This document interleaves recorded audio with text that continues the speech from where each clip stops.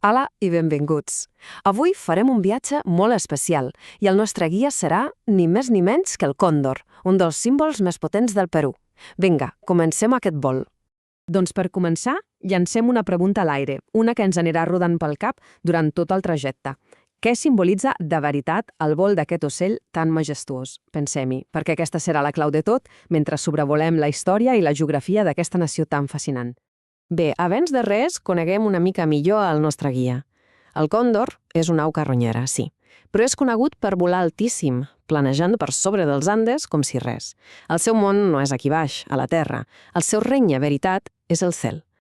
D'acord, primera parada del nostre vol, la geografia.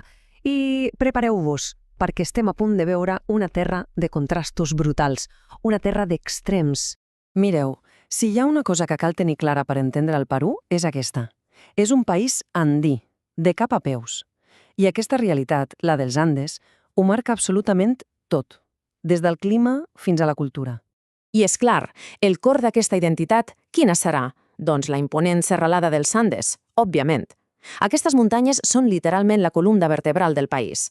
El travessen de dalt a baix i creen uns paisatges que tallen la respiració. Però no tot són muntanyes. Vinga, girem la vista cap a l'oest. Allà tenim l'immens oceà Pacífic. Aquesta costa és una altra de les seues grans fronteres naturals i ens mostra una cara completament diferent del país. I per tancar aquest trio de paisatges, anem cap a l'est. Allà, el nostre còndor planeja sobre la densa selva de l'Amazones. Sí, ho heu sentit bé, la selva més gran del món arriba fins al Perú, fent frontera amb països com el Brasil. Així que ja ho tenim, muntanya, mar i selva. Tot en un mateix lloc. Increïble. Molt bé, tenim aquesta geografia tan bèstia, però com afecta això a la gent que hi viu? Doncs ara és quan entrem en una de les grans paradoxes del Perú. Com pot conviure una riquesa natural tan immensa amb els reptes del dia a dia? Aquí la tenim, la gran contradicció. D'una banda, una terra plena a vessar de riqueses. Parlem d'or, de plata, una barbaritat. I de l'altra? Doncs la realitat per a molta gent, una vida difícil, plena d'obstacles. Aquesta doble cara és, potser, el més important per entendre el Perú.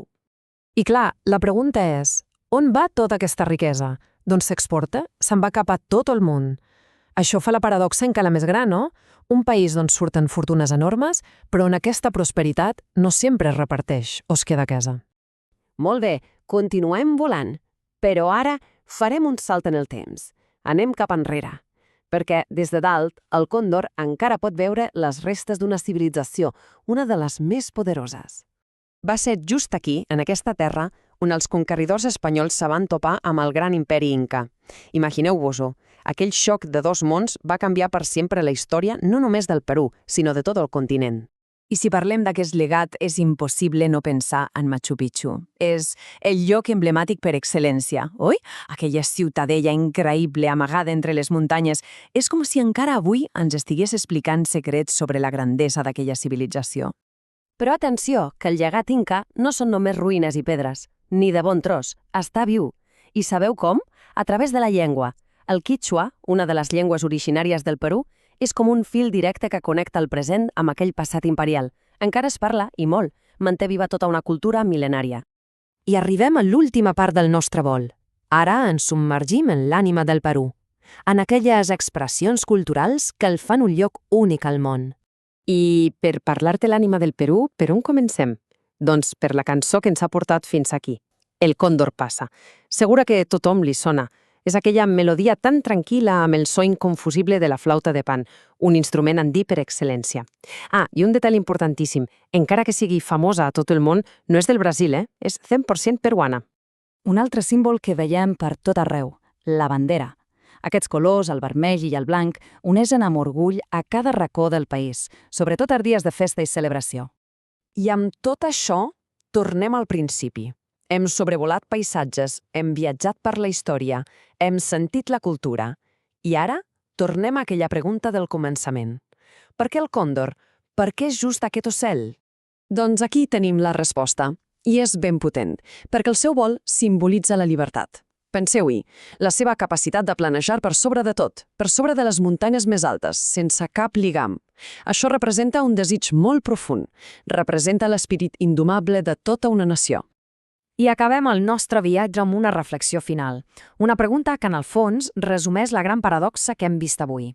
Com pot ser que un país tan ric, ple d'or i plata, tingui alhora una vida tan difícil per a tanta gent? És complicat, no hi ha respostes fàcils, però potser és la pregunta clau que defineix gran part del passat i sobretot del present del Perú.